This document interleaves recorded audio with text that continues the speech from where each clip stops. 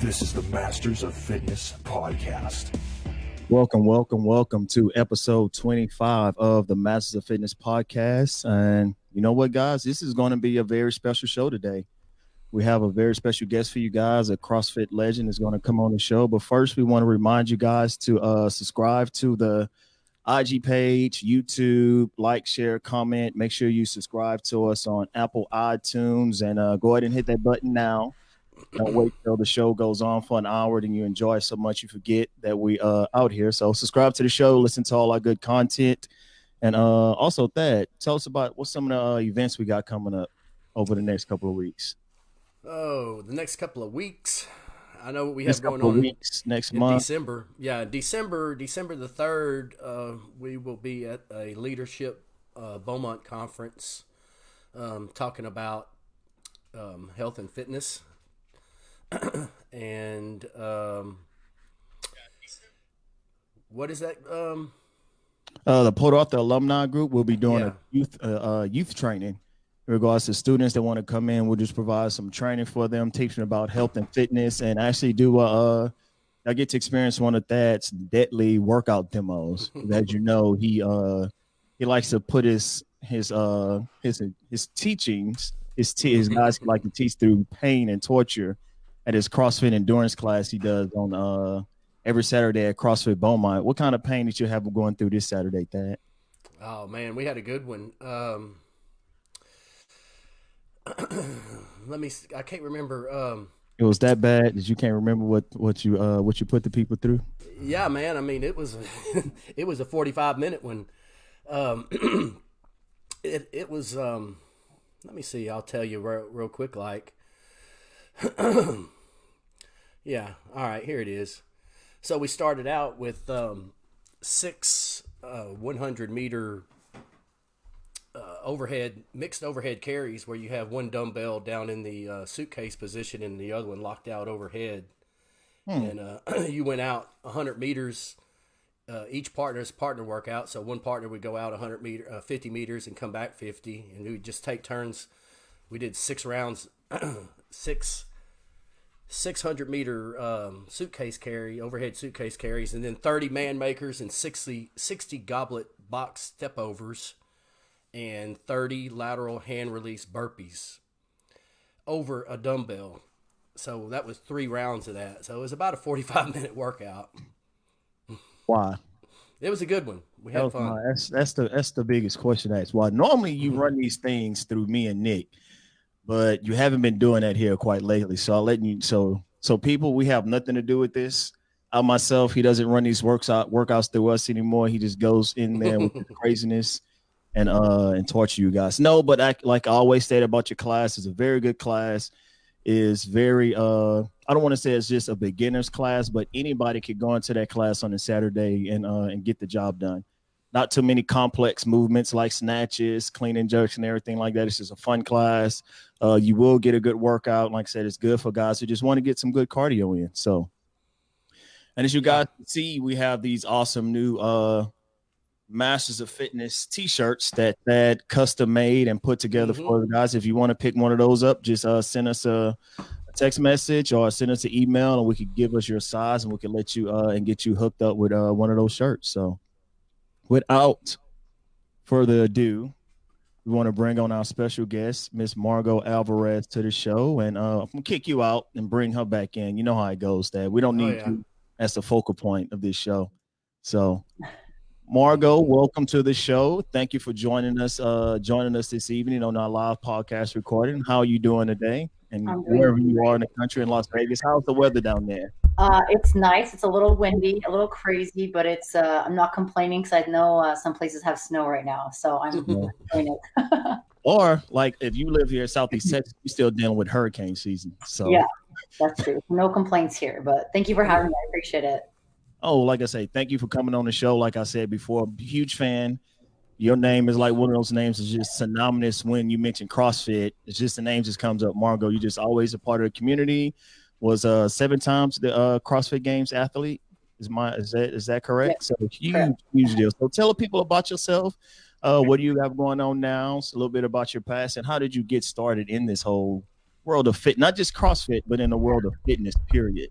Yeah, so I reside here in Las Vegas. I was born in California, but pretty much grew up in Montana. Traveled around a little bit when I was younger. Went to university in Hawaii, was out there for about 5 years, graduated, moved to the Bay Area. I've always been involved in fitness, always active. Did like a variety of activities when I was younger. I stumbled upon kind of like some Tough Mudders obstacle courses when I moved to the Bay Area. And I just love the running. I think it was kind of my outlet for dealing with emotions and dealing with things. I had my sister pass away in 2008. And I think that was something that gave me kind of a big pivot in my point in my life, where it allowed me to kind of figure out like, what do I want to do? Where do I want to go? And I think the fitness for me was kind of therapeutic. It allowed me to feel good, but it also allowed me to kind of work through things that I was working with inside my head. And so I found my way into personal training and wanting to help others with their fitness and health goals. And then eventually I found CrossFit. And I was one of those Kool-Aid drinking CrossFit individuals. Loved it, breathed it, ate it, talked about it, raved about it to people. And from there, threw myself into trying to get to the games. And I mean, fast forward so many years later, going to the games 7 years in a row, and being able to work with the community in so many different levels has been incredible and been amazing. In terms of branching in that fitness into the wine, I've always been involved with wine. My parents trying to teach me and educate me about it, being named after Chateau Margaux, a very famous region in France. I think that was something that I was kind of destined to be in. Maybe I didn't really know it at a young age. But I loved, like I mentioned earlier, I love the process of winemaking and how it parallels a lot of things in fitness, working towards your training goals in the gym, but also working towards goals in your career, school, family. And I think there's a lot of time and patience that needs to be involved and needs to be present.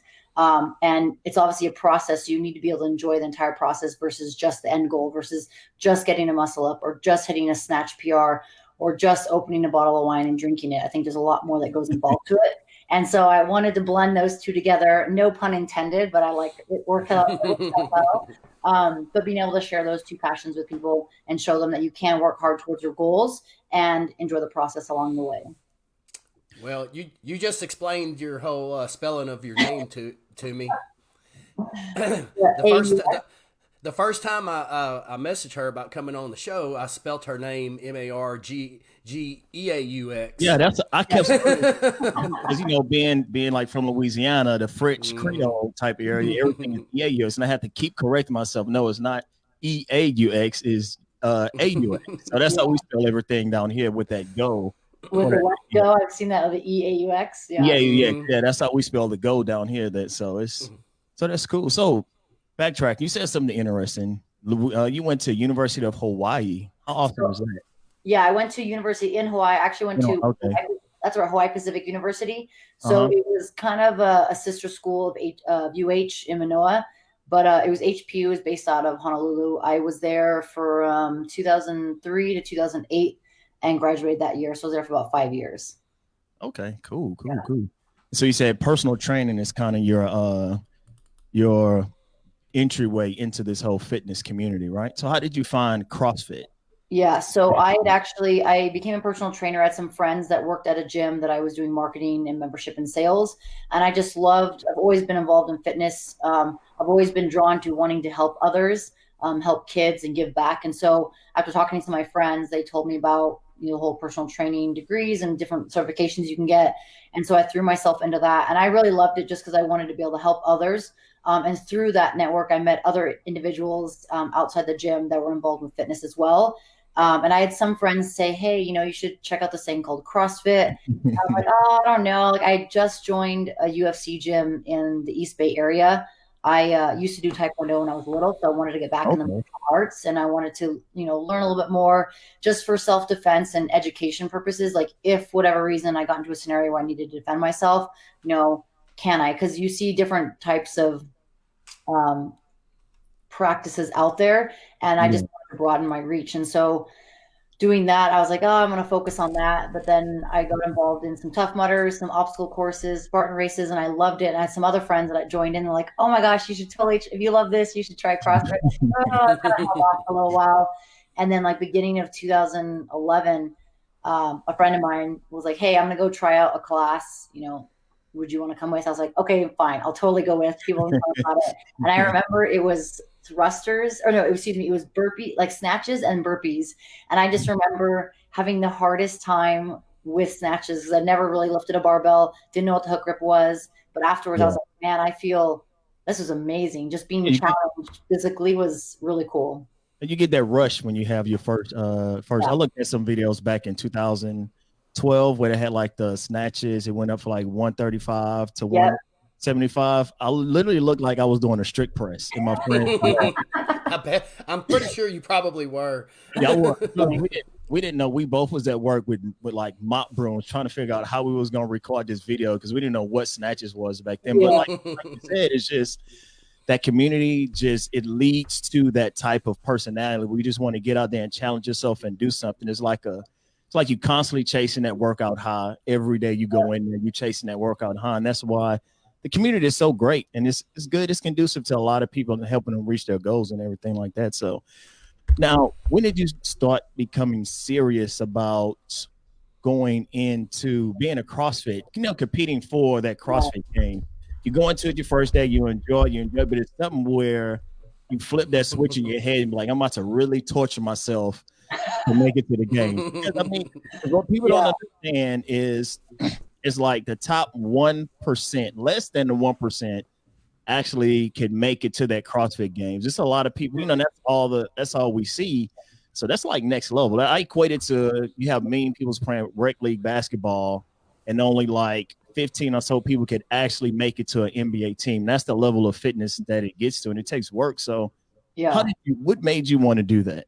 I think the first point where I think it was, I want to say 3 or 4 months in, I went and volunteered at the SoCal regionals when there were still like two regions in California.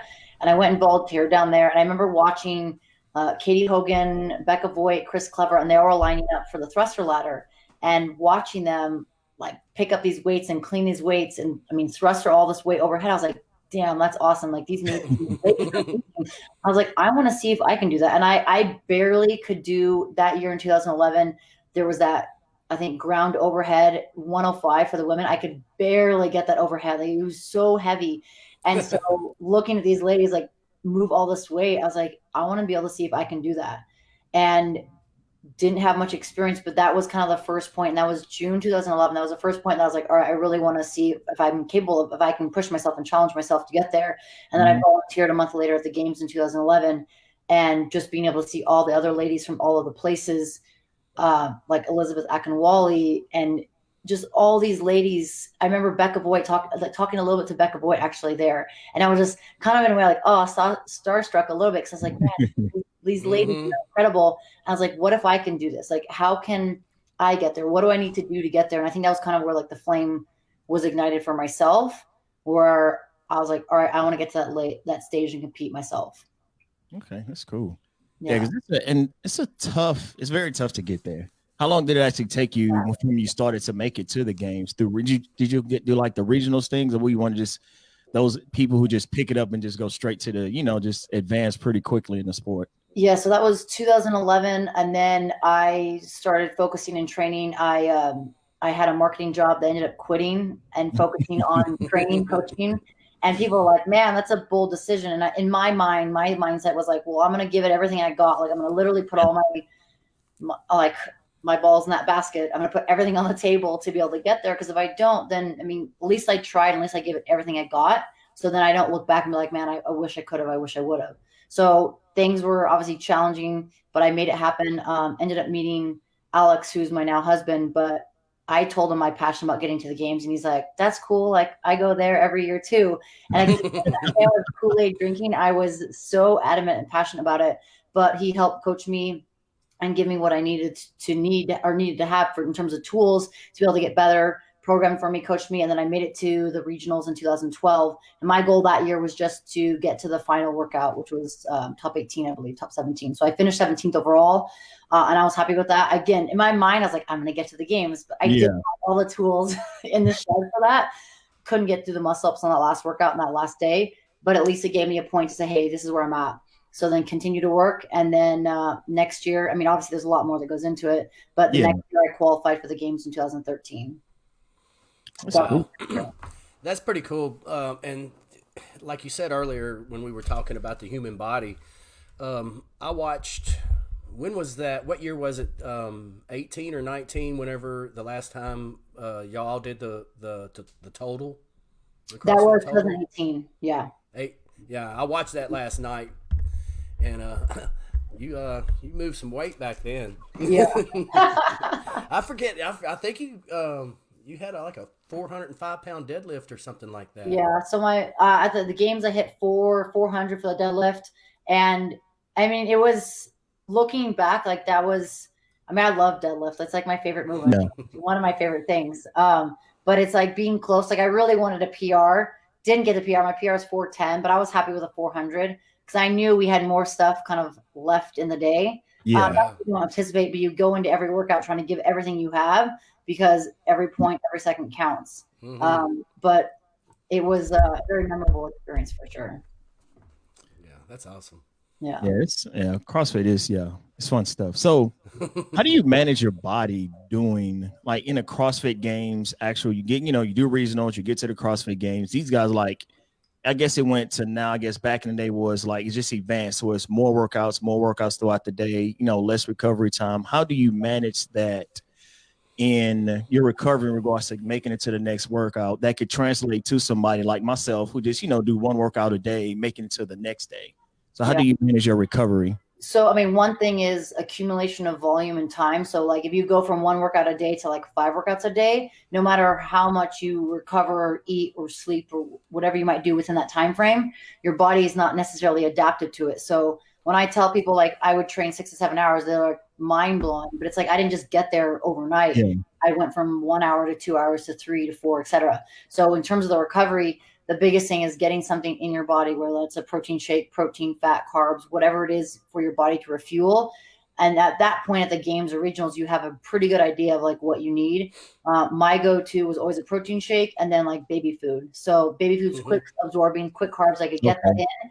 If there's more time between events, like 3 to 4 hours, then I could eat like a meal or have something where I can actually get some substance in. But if there's a quick turnaround, then you want some quick carbs. And I remember talking to Tia, like I think this was back in like 2000, I want to say 15 maybe or 16. We were talking about regionals and having, I think it was 2016 actually, having something from the workout that it was like the wall balls straight into the pull-ups. You have like a 1 or 2 minute rest straight into the cleans and pistols. And I think she called them like a lolly. That was what they call in Australia, but it's kind of like a sugar packet or some sort of like sucker where it's like you have some quick carbs or quick sugars into your body. To be able to go into that next workout. So again, it all depends on the time frame that you have, and obviously like multiple days versus one day.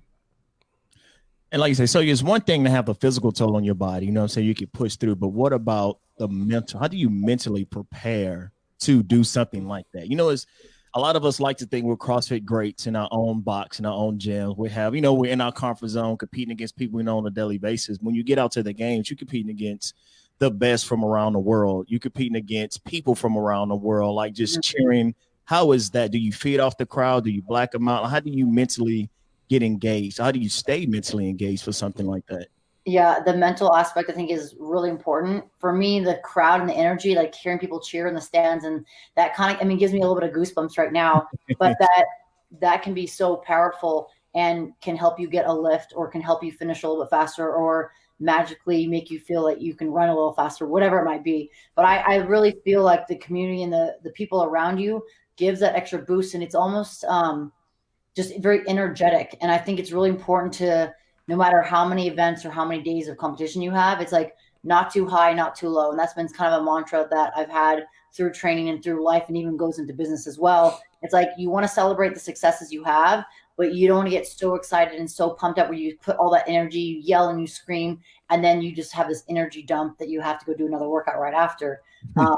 And obviously, if a workout doesn't go the way you want or a performance doesn't go the way you expected, you can think about it, you can analyze, all right, how can I do better? Or what could I have done to be more efficient or effective in what I was trying to achieve? But then let it go, move on to the next, because you have something else that requires your attention and mental fortitude. And I think mental strength, definitely plays a part into it. Obviously, if you don't have the strength to do something, then you can't just like, all right, I want to deadlift 600 pounds. I'm not. Yeah, just you can just yeah. I need to have physical capacity. But if you're like, man, I really don't want to do this. Like, this is going to be terrible. This is going to be crappy. This is going to be shitty. You're already setting yourself up for failure because you're telling yourself that. So I think that has a big transfer to what you physically can or cannot do.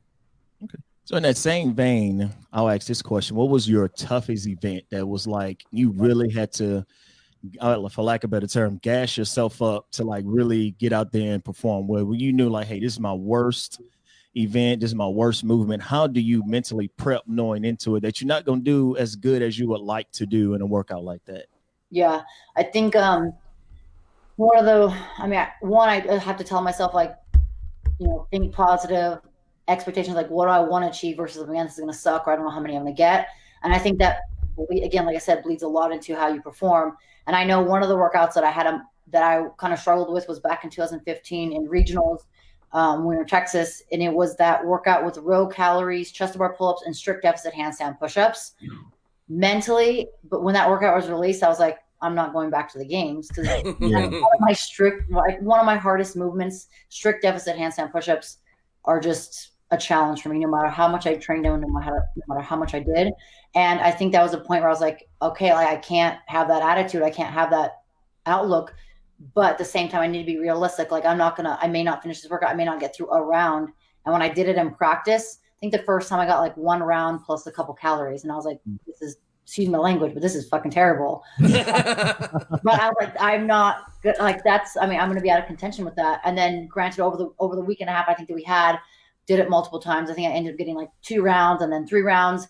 And then come competition day, I was able to get through all 5 rounds, almost finish that 5th round of strict handstand push-up. I think I got like 1 or 2 reps, but huge drastic outcome. And I think, what I told myself and what I kind of prepared myself, and also the availability of training for a week and a half and knowing what I was going to get into, was the changing, or at least the piece of factor that was going to change how I did or the outcome of that. And it could have been something that said, all right, that could have kept me out of the games, but if I didn't let it happen. But at the same time, I had to go in there with the attitude, like, I'm going to go and dominate it.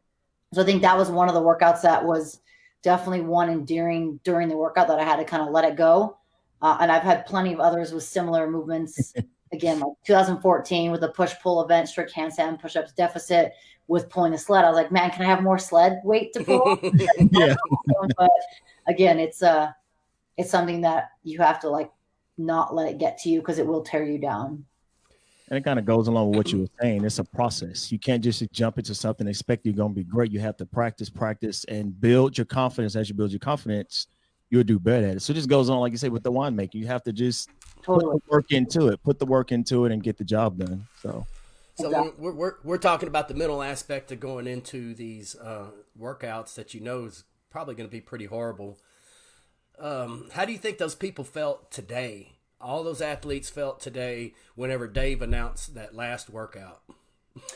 I mean, kind of like element of surprise, but at the same time, I think they've been training for that. So you like, no matter what comes out, like, it's going to be gnarly. It's going to be the games where, I mean, Dave, I love him with what he's done over the years with the level of athletes. Like, he's pushed us to the point where it's like, what can you do next? Like, here's the next challenge. And I think of 2013 to 2013, that event at the games where we had to do legless rope climbs and thrusters. Handful, if any, athletes could get through that or do that.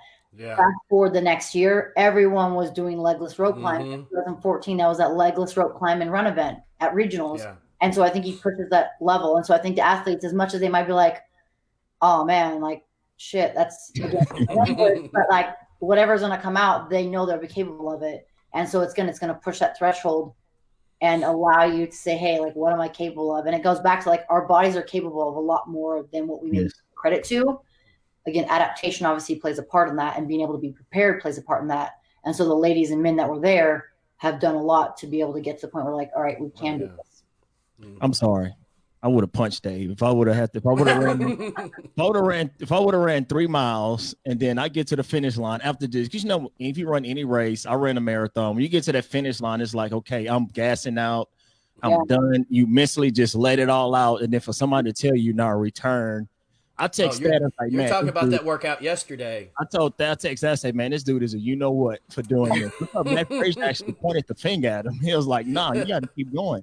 Like, what do Yeah. you do at that point as an athlete? Like, I mean, that's tough. It is. And I mean, the mental, I mean, obviously having the physical capacity, but it's like that dump, not too high, not too low. You get across that finish line and you're like, I'm done. And you're like, You're done, yeah.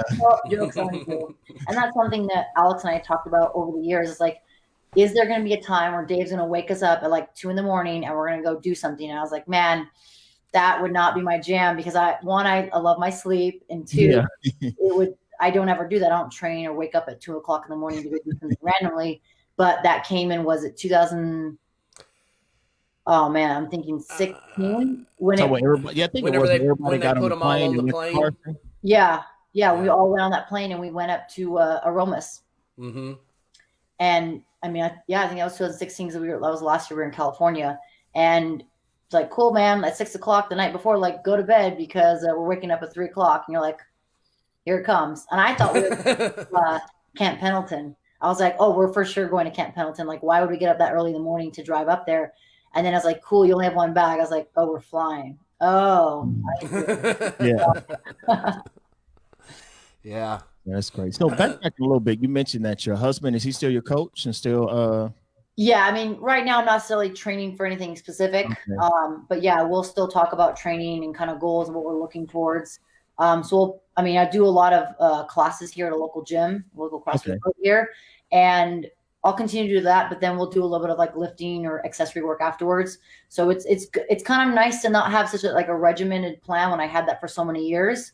But I also like routine too. So it's like, cool, I'm going to go to the gym at this time. I'm going to be there for so many hours versus maybe we'll go there in the morning, maybe I'll go there in the afternoon. And I think especially with the business, once I sit down at the computer to do emails or events or orders, whatever it might be, marketing, anything online, I'm usually at that computer for a good number of hours. So I'm like, all right, I need to get my fitness in the morning. Try to get training in, because if not, then it's very hard to do later in the day just because the list of things that I have usually gets extended or things come up last minute. So I have to make sure that a schedule and a routine is something that serves me well. That's good. Do you coach anymore?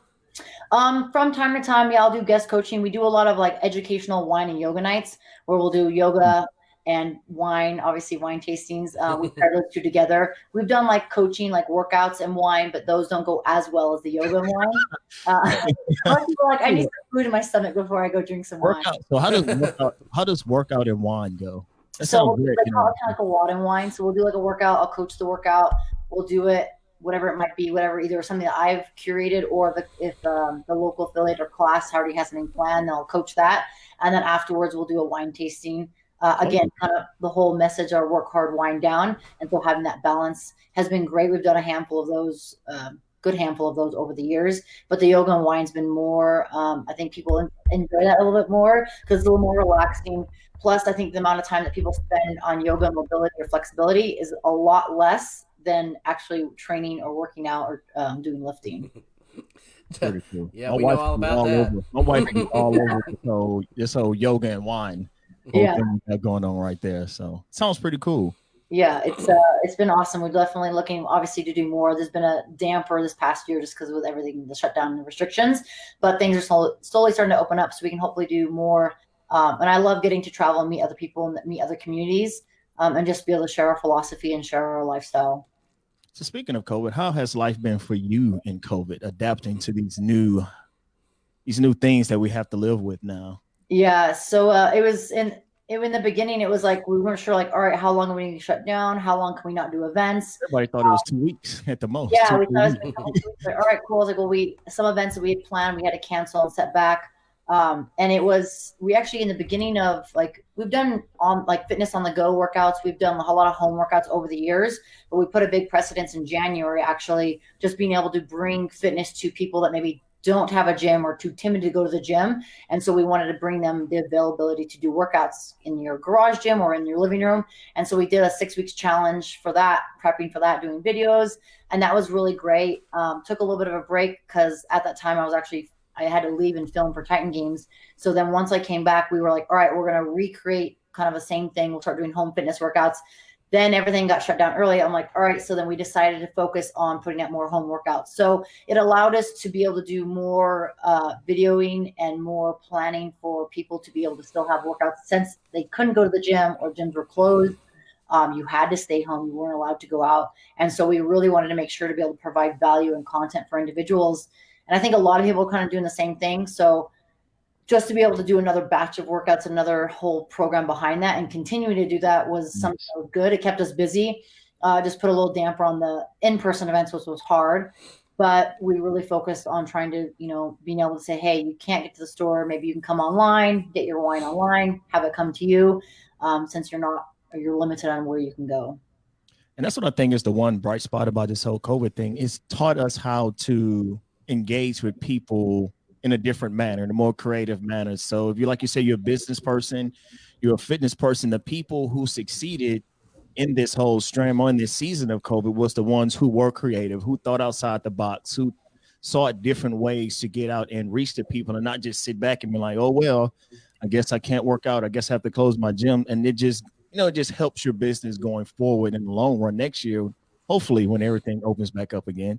And, just continue that engagement with folks. You can reach more people that way as well, too. So real cool. There are a lot more online platforms. We did all the videos we put on YouTube so people could access for free, and just kind of be there to be able to answer people's questions or be able to provide something to them. Because I think a lot of people that have struggled with either depression or anxiety, you now are in a place where you're isolated. And I know for myself, I love interacting with people. I love having that interaction. And so not being able to have that, I kind of went stir crazy a little bit. I was like, I want to see people. I love that energy. And I think that's something that as a generation younger, I'm hoping that they'll still be able to have that. They'll have that in-person interaction where a lot of stuff's online. I don't have any kids, but I have a lot of friends that have kids. I have friends that are teachers, and the amount of online coaching that they're doing, bless their hearts and all the time, and bless the parents that are out there.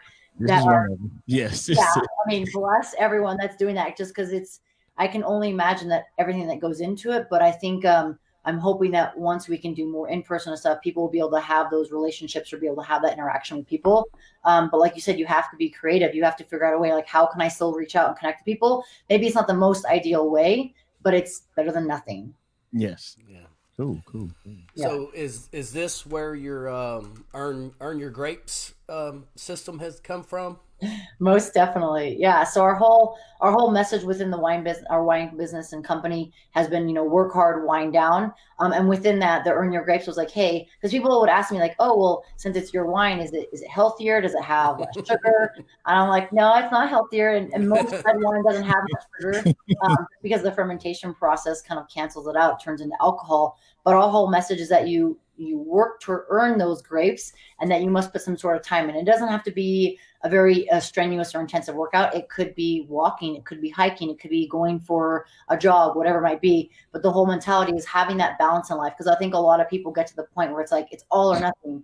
And I had that mentality at one point in my life, and it didn't necessarily serve me well. So I've had to learn kind of over the time, what do I do that's best for myself, but how can I help others that maybe are struggling that same mentality, oh, it's all or nothing. If I don't go crazy hard and work out and sweat all over the world, then I'm not really getting anything. Yeah, exactly.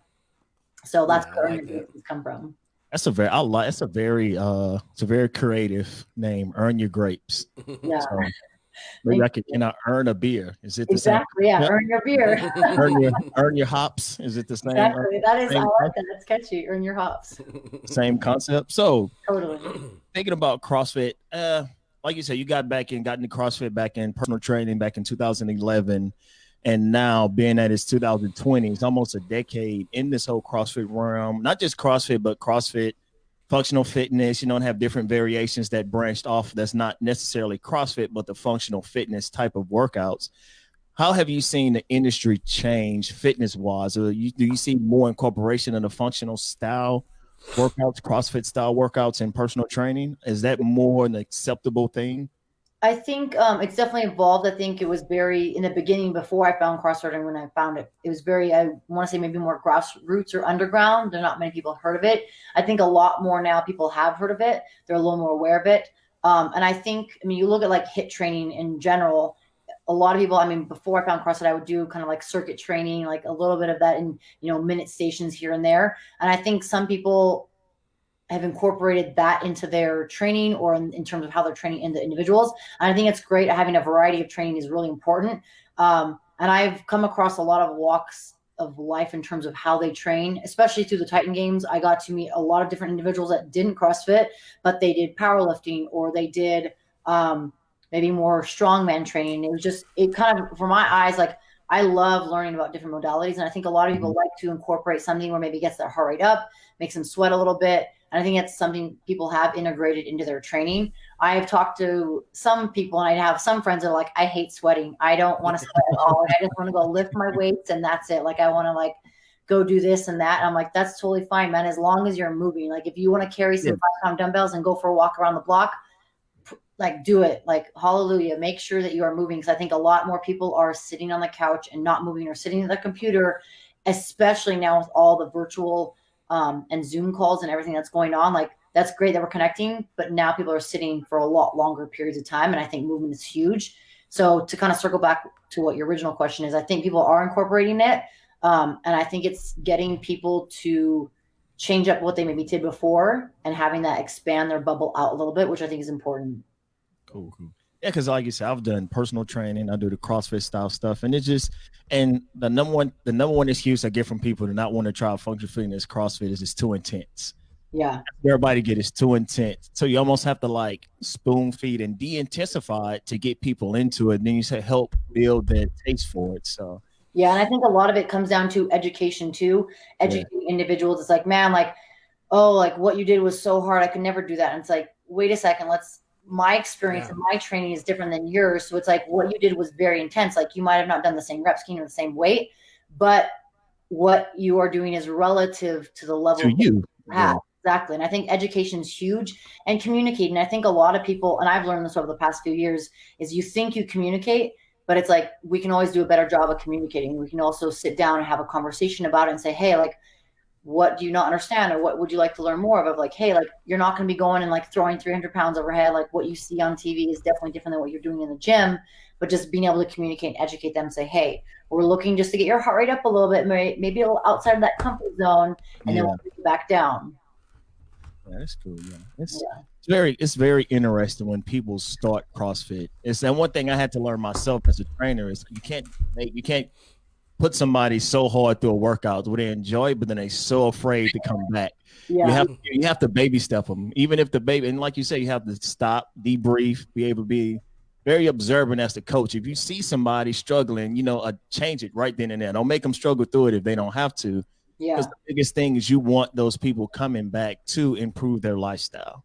Definitely. So. And it's all about creating those lifestyle habits. And I think for some people, I mean, for myself, like I went to a workout with snatches and burpees and I loved it. But again, my mentality, I think, is a lot different than individuals. Like, you go in there and they're like trying to learn how to snatch and they've never lifted a barbell. They'll probably be like, man, that wasn't really cool. I didn't really like that. They may never come back. So it's, again, just finding something that piques their interest or that challenges them. But again, they want to come back for more after that. Yeah. I tell people all the time, or not all the time, I tell this story a lot about whenever I first started CrossFit because, through the years I try to get people, to come to the gym, come try it out. And all the friends I have, all the people I work with and stuff, they're like, nah, man, you're freaking crazy. I don't know why you're doing that. But, I tell people, especially like the new people that come in the gym all the time, and they come walking in and, you can always pick them out. They get the big eyes and they see everybody and all the people with their shirts off and all that, they just kind of walk around. But I tell them all the time, that when I first started this, I couldn't hardly run around the block. I couldn't run. I was in horrible shape. My very first workout I ever did, just like you were saying earlier, I was really contemplating. I can so vividly remember me asking myself, Thad, is this what you want to do? Like in the middle of the workout. It had a 400 meter run in it. I'm running 400 meters and just trying to talk myself into either quitting or just going into this all head first. So here I am 10 years later. Still knee deep in CrossFit. Right. Still knee deep in it. But first off, that Speaking of no shirts on, Thad takes his shirts off as soon as he gets out the truck. I've never seen Thad work out with a shirt on ever. Shirts are overrated. So I guess moving on, speaking of the Titan Games, how much fun was that doing the Titan Games? It was an absolute blast. I had a great time. It was definitely a different experience. The priority obviously was a TV show, and then the competition obviously underneath that. But it was different, and the amount of people that I met was incredible. Like, there might have been some chances I would have crossed paths with some individuals, because there's some that did CrossFit as their training methodology, but there were some people that I probably would have never met. And I actually knew 2 of the people beforehand. But I'm like, man, I try to think like how I would have crossed paths with these people, and I can't think of anything that would have led us to the same place. And so being able to be a part of that and meet so many great individuals with good hearts, good souls, was phenomenal. And we actually, a group of us met up last weekend in Nashville. We still keep in touch. We have like a group that we'll keep in touch with and just stay involved with. And I think it was a really great opportunity just to try something new and expand like what I can say that I've done in life. Yeah. How did the opportunity come about? Like, how did it even fall? Did it just fall in your lap, or was it something you just No. So I'd found out, I always watched American Ninja Warrior. I'm like, oh, that'd be kind of fun to try. And Alex is like, hey, would you ever want to like train for that or do that? I was like, totally, like, why not, right? Like, why not give it a try? And so I think it was end of 2018. They'd actually reached out to me, and like, I think they found their info somehow. They're like, hey, would you want to apply for American Ninja Warrior? I was like, yeah, that'd be awesome. I was like, never done this before. So I applied for it. You had to do like a video submission, an interview application, and set everything in. And then I want to say it was like a 3 to 4 month process. And then I got selected and got to actually go and compete in LA in, I want to say March of 2019, like end of March. And so that was an obviously amazing opportunity. Did that, and then it was the same casting team that did American Ninja Warrior that was doing the Titan Games. And so when I got back from that, I remember watching the Titan Games. I was like, man, that'd be really cool. I feel like that's a little bit up more my alleyway. I'm a little heavier for the ninja, but I love ninja. I love the awareness that you have in space with training that stuff. So I was like, all right, I think Titan Games would be a little more on my alleyway. So I kept it on kind of my thought process maybe in the future. And then the team later that year actually reached out to me like, hey, we think it'd be a great opportunity for you to compete or like apply to compete to be on the show. I was like, heck yeah. So same thing, application, did a video, took again, like, I want to say 3 to 4 month process from like September to like December. And then in early January, they let me know that I was selected for like the preliminaries. Like they did I want to say it was 36 women, 36 men for the preliminaries in LA. So that was really cool. Cool. Yeah. Well, for the record, I was rooting for you over Danny. Oh. That was so cool. Awesome. Yeah, it was rad. I think at the preliminaries, I actually saw Matt Chadman. I was like, oh shit, what are you doing here? It was Sunrise happened through CrossFit and competing. So Matt's awesome. He's amazing. So I get to see people that you already knew. That was really cool. And then being selected to continue on, I was like, man, like this was really, I was blessed to be a part of it. And DJ and the entire team and everyone that worked behind that, like they busted their butt, and it was really cool to be a part of it. The filming all took place in Atlanta, different than the previous year. And so it was a whole kind of new ballpark because you had different individuals working with, but the makeup artists, the hair stylists, all the like assistant producers, everyone was incredible. And so I'm really glad I had that opportunity. Not always you have that chance. And I was like, man, like you better like they say, like grab it by the horns and take it. So you have to jump on every opportunity. You got to jump on it. So you actually did y'all makeup before y'all went on and did the yeah, so hair, makeup, but again, like a TV show. So a lot of it, we spent like 3.5 weeks filming. It was like end of January through middle of February. And again, like this all, I mean, time frame wise, like we got really lucky because if that would have happened anything later, like it would have been postponed. I mean, if it was like in March or April, it would have been definitely postponed. So, you got it done before all the whole COVID happened, right? So the Rock's pretty cool, or what? Yeah, he's super cool. We had to have a little bit of interaction on the show.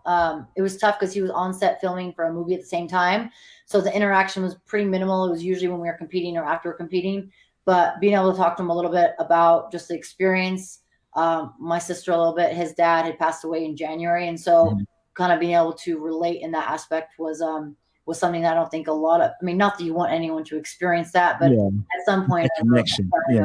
We had a connection. So it was good to talk about that. And hopefully sometime in the future, we'll have some wine and tequila together. So you didn't get to challenge him to a liftoff? No liftoff then, but maybe in the future. Okay, cool. So would you do the Titan Games again if the opportunity came up, or? I think I would. Yeah. If the opportunity presented itself again, I would. I definitely was blessed to be selected for that. And I think in life, things happen or don't happen for a reason. So if the opportunity arises, say, hey, we'd love to have you back. I was like, all right, cool. Another chance to go back and try something different. I would totally take it. All right. Anything else you got down the line? What are some of your fitness goals or challenges you want to put yourself through? Yeah, I don't have anything specifically that I'm training for at the moment. I would love to do a marathon. I know you said you did one. I've done some half marathons and people are like, you're crazy. I'm like, but I've never done it. So I'm like, why not? I'd love to maybe do like a powerlifting meet or a strongman competition. I'm not really sure specifically of what I want to do, but I know there's things that I'd like to challenge myself physically just to say I've done them. Well, once you do an Ironman, you're gonna have a taste for it. No, yeah. So I did a full marathon. So I was sitting in church and my buddy texted me and he was like, hey man, I'm thinking about doing some crazy fitness stuff. I said, oh cool, man, we could do a CrossFit competition. He said, let's sign up and do an Ironman next year. I was like, yeah, I don't even know how to swim. I never swam a day in my life before until this summer. So we did. So we trained for a year and we did a marathon. I'm not doing an Ironman because COVID messed up my whole swimming stuff. But we're going down to Florida next week and I'm going to help him out with his Ironman. And I'm doing mine in March. So. Good for you. Yeah, but I still do. And I still do CrossFit every day. How many people do you know that agreed to sign up for a full Ironman that don't even know how to swim? Well, I mean, that's ballsy, but very impressive, man. That's very impressive. Go ahead. I'll say like the other day was my first time swimming a half a mile, and I just couldn't believe it. I'm talking about when I get in the water, I literally sink to the bottom. My swim instructor was like, "I've never seen this a day in my life where you just don't even float back up to the top." But it's the thing is like you say, people here say, "Oh, you're doing an Ironman, you're doing a marathon, you're competing in the CrossFit Games, you're doing this," but it took a year to get to that point to be able to run 26 miles. That's a lot. I mean, again, like you just can't go from 0 to 26 miles. No. Yeah, it literally starts with 1 mile. I would say. I know people that's tried it. Really? Oh yeah, ended up tearing his Achilles. Oh yeah, a good buddy of mine. A good buddy of ours. He just went out there one weekend and was like, he's gonna do a marathon, and tore all his legs up. Oh man. So trust me, you have to do a marathon. Marathons are fun. It puts you in that mental space to where you're like, that zone. Like is like literally my oldest brother met me at mile 19. I was like, I'm about to stop. I ain't got this in me no more. Because I literally sent my message on my Apple Watch, be like, dog, come pick me up. And I'm finished. And he found me through like the mapping process. He said, come on, man, you got to do it. I said, all right, man, I guess I'll finish it up. So that's amazing. It's super cool. Well, at least you can say now you've done it. Yeah, and that's it. Ironman, and I'll be done. I'll be back to normal, just trying to compete, trying to be a master's at CrossFit. So yeah. Oh man, that's amazing. Oh, cool. So a marathon on the way. So wine. Let's get to the wine. That's what everybody wants to know about the wine. How did you get? I know you kind of talked about it a little bit, but kind of give people a detail of what interests you in actually into wine. Yeah. Everybody likes to drink wine. Everybody likes to, but everyone can drink it. Yeah, but like to take it as a business and develop your own wine is like taking it to that next level. Yeah, I did something that I always, anytime I'd go back for harvest, I'd be there for the harvest. I love just the process that it took. So you sit for or you're in the vines for 4 hours and you get through one row and you're like, damn, I'm here for how many more rows?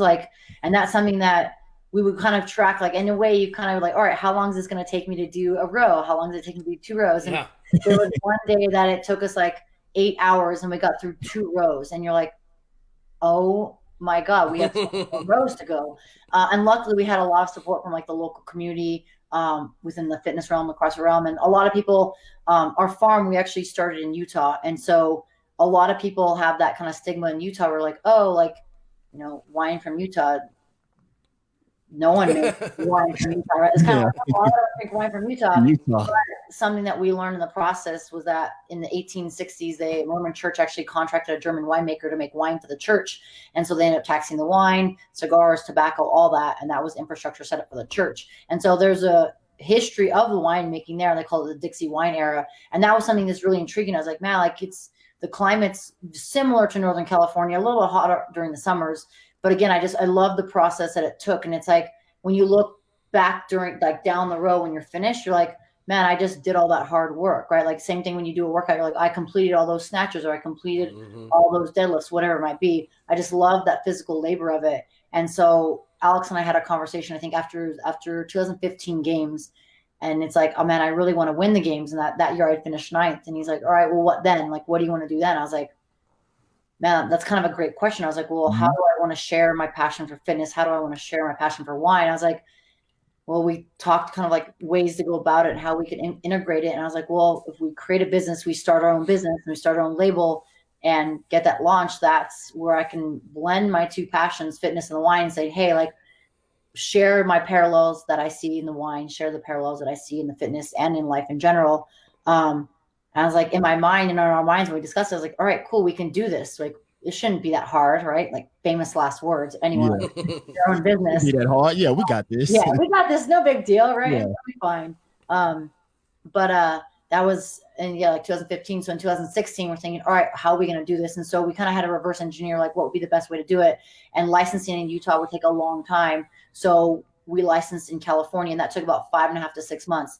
And this was right after 2016 games. So we decided to kind of do it in increments. So the first increment was harvesting the grapes, loading it up in a trailer, and then driving about 9 to 10 hours to Paso Robles in California, dropping them off at a custom crush facility, doing the winemaking in California, and then we'd drive back. So long days, long hours. Yeah. We probably get up at like 2:00 in the morning, have everything loaded up, hit the road by 2:30, drive, because it's August, September in Nevada and Utah, so it's super hot. It's like 99 degrees at night. And so we would have to drive during the nighttime to make sure that the grapes didn't start to ferment early. We did that for the first couple of years. And as we were doing that, we're like, all right, we need to make sure that we're being able to do this physically, but also make sure we get the infrastructure set up to sell. So licensing was kind of the second stage after that. And this was all happening kind of 2016 into 2017. So training full time, having to make sure that I'm ready for regionals, getting prepared for that. And it's hard because when you're in the farm, you're doing all that work, you need to be right there and present. But when I'm in the gym, I'm like, man, I need to be doing all this stuff. I need to do all these paperwork. I need to get things submitted.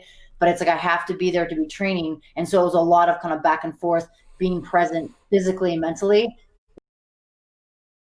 and getting that set up. So that was kind of a little bit of a tangent right there. But we did all that in 2016, 17, and 17. We decided to launch at the games when we were in Madison. And so ideally, if the games were back in California, it would have made it a little bit easier. But we were going to Madison. We needed to get a distributor for the state, get the wine in, be able to do a wine tasting.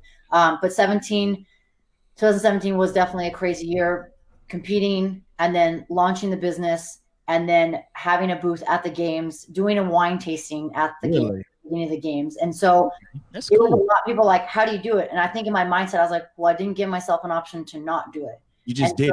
Yeah, I just did it. And again, I didn't do as well as I wanted at the games. And I wanted to sell more wine and do bigger production. But I was like, all right, I'm starting a business. I have to be realistic.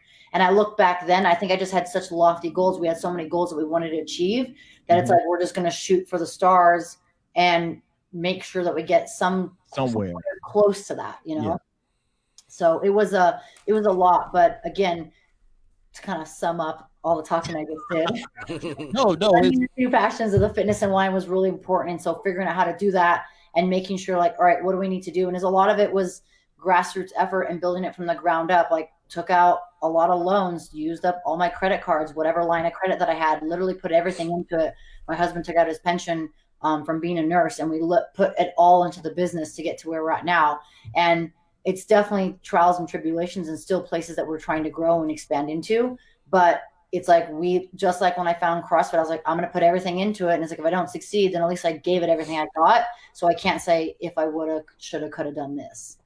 And that's the only way you can succeed, if you put everything into it, because you never want to second guess it, man. But one thing that's cool about that story is the fact that, and no offense to anybody that does this, I don't think I'm offending anybody, is that this is not just wine that someone else is doing all the work, you just putting your name on it. Like, you actually do like all the legit legwork, from picking the grapes, transporting everything. That's pretty cool. That's pretty awesome. And it makes it more, it has that much more story behind it. You know what I'm saying? It's not just a product. It's like, you believe in this product. Your blood, sweat, and tears. 100%. I said 100%. 100, like your blood, sweat, and tears is 100% into this wine. So I'm definitely need to. My wife is a wine drinker. She's a wine connoisseur. So I'm gonna have to order her some. I see Cece said she only has one bottle left. Yeah. So. My green screen thing is messing with it. But this is the one. It's Cheers 10. Mm-hmm. Cheers 10. Yeah. So that one is the one I dedicated to my sister. Her name was Kirsten, Kerstin. Okay. But when she was 11, she's like, I want to pronounce my name Cheerson because that's how you say it in Scandinavia. I'm like, okay. Scandinavian. Wow, that's cool. Yeah. Yeah. So her name was Scandinavian, and she had looked it up and saw how it actually was pronounced over there. And so that was kind of a pivotal point where she was very full of sass, but that's what she wanted. And so we ended up pronouncing it Cheerston, but we actually took a story that a friend had shared online on Facebook after she'd passed. And her friend described that story when they met, and she said, I'm Cheerston, and she took her like red Solo cup and like cheers her. She's like, Cheers, Ken. And so that was a really cool story and just a way to kind of express her name. So we use that spelling for the wine, and then the painting actually is one of her last paintings that she did before she passed away. It was called The Purple Tree, and so we dedicated it to her in kind of in honor of her and her legacy. I mean, she was only 20 years old when she passed, so a very short life. But we wanted to just be able to kind of create that and share that with people and kind of embody what she lived for. I just got chills. Wow, that's cool. That was my next question. That's a very That was my next question. Yeah, let me buy 20. Was about the label. Yeah. Yeah, so that was we did some embossing on the label because we wanted to kind of bring life to it. She was a huge artist, very talented artist. There's a couple of paintings that I'd love to be able to do for future wines.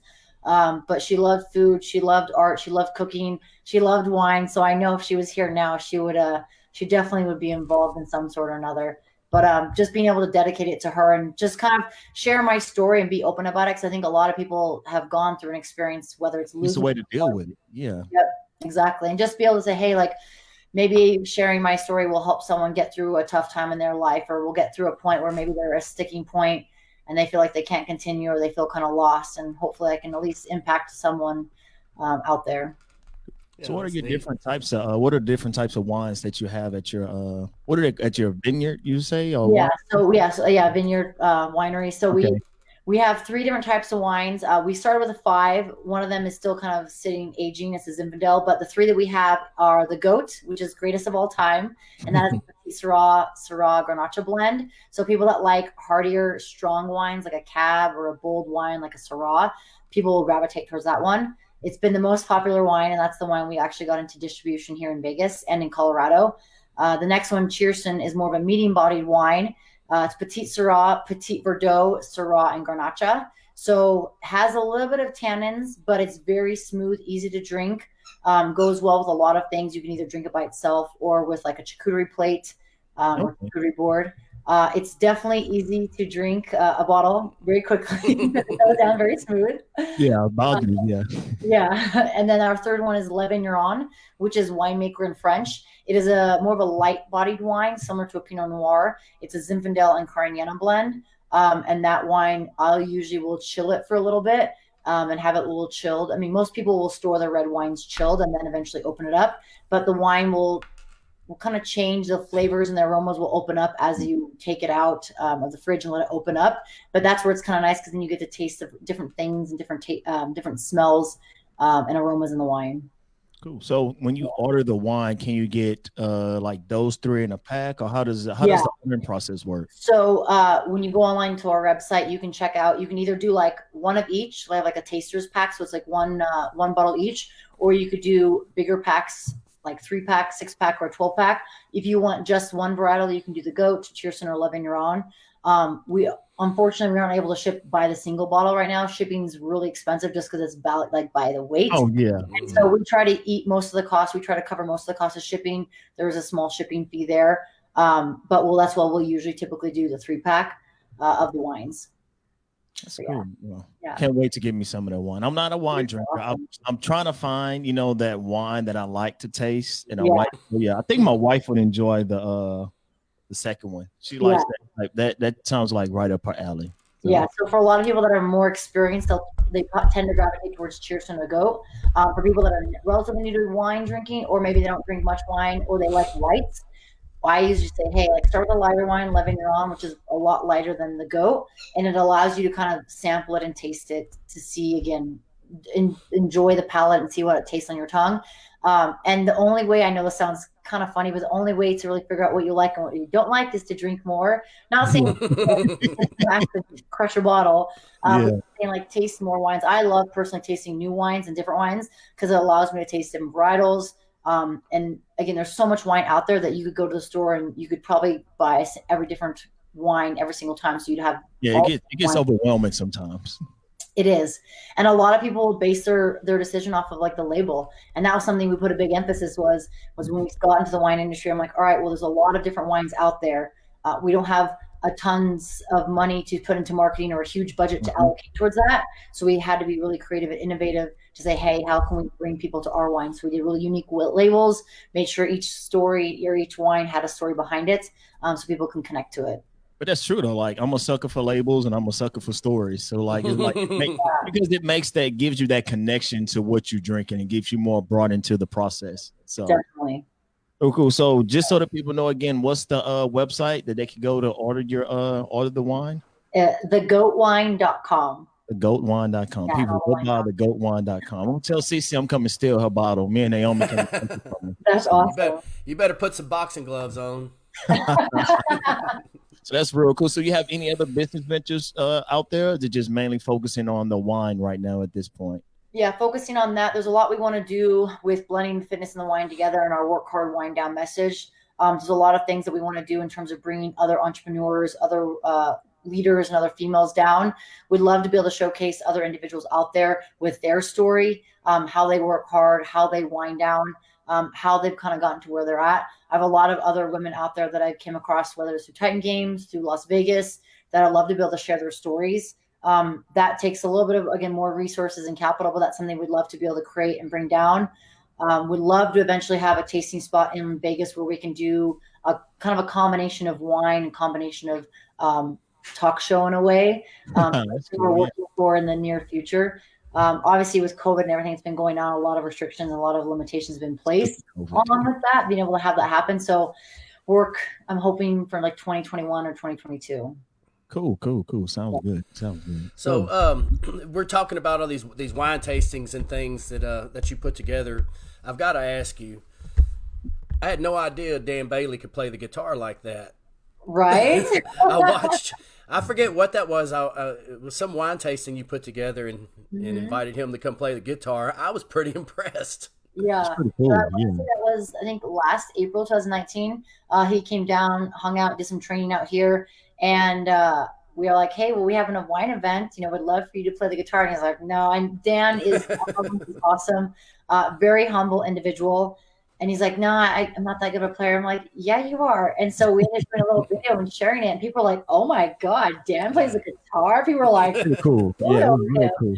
And I'm like, how do people not know you play the guitar? Like, this is amazing. So he's put a little more out there recently. And I'm like, you just be confident. And I think it's hard because he's a very humble individual. And I think with everything, you're like, all right, maybe a little timid and shy, but I'm like, the only way you're going to get better, the only way you're going to do it is by putting it out there. So yeah, it's he's awesome, good person, and I love being around him. I could tell, man, he would be somebody I'd like to hang out with. Yeah, super cool, super down to earth. 100% agree. All right, so we come on and running up against our time cap as much as I would enjoy to continue. So we're gonna do a couple of rapid fire questions, about a minute on each. We got a couple of questions from the audience. Let's see. The first one is, what's the average competing lifespan of a CrossFit athlete? That's a great question. I think it's definitely dependent on goals and how long you're trying to train. I think also the age that you are. I would say anywhere from, I want to say 2 to 5 years, but it's tough because I've known some individuals that I competed with for the games, and not that the games is the standard of a CrossFit athlete, but if that's your goal that you're trying to get to, I've seen people that have returned numerous years over and over. So it's really hard. I mean, I know I say 2 to 5 years, but like then you have athletes that have been around for like way longer than that, right? Then you have like maybe a year and then they're finished. So I think it just depends on the goal and what you're getting pulled towards in life. Ooh, cool. Great question, though. Yeah.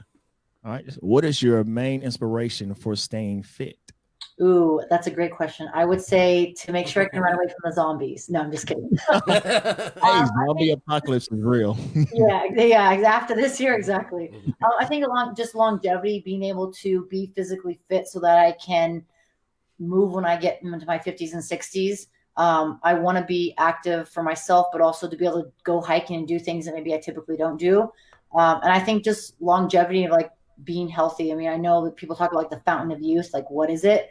And I think taking care of your body and like what you put inside your body is very important. And my goal is just to be able to see, how healthy and how long can I be around. So don't talk like 50-year-olds or old or nothing like that. I'm not saying 50s old. I want to say 80s old. Like, I mean, my grandma right now, she's 98. I'm like, I still love to be around when I'm 98. And I think, again, a lot of it comes down to just healthy, active lifestyles. And flexibility is something that I think a lot of people don't. I think I talked about this a little earlier, but flexibility and like mobility is very important. I think a lot of people don't put enough precedence on that.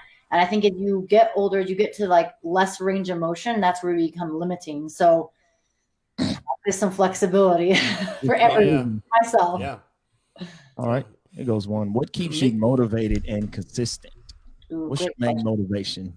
I would say main motivation. I mean, kind of overall, not only in fitness, but in life. My sister's been a big inspiration to me. She was someone that lived life to its fullest. And since her passing, I think that's something where I was like, all right, she would take the most of every opportunity. And I want to make sure I kind of honor her in life since she's not here. And so I make sure that I kind of do it for her and for people that are no longer around here and that physically with us, but maybe they may be with us in spirit. Cool. I always keep the lost ones in our minds and in our thoughts and prayers. So look, Tracy's question up there. There you go. Yeah. Do you follow any specific nutrition programs? So nutrition programs, I've usually followed kind of like just with like my macros, similar to like the zone where it's like the 40-30-30. Right now I've been doing a transformation with First Form. And a big thing there is accountability with nutrition. I was huge into writing down my food when I was competing.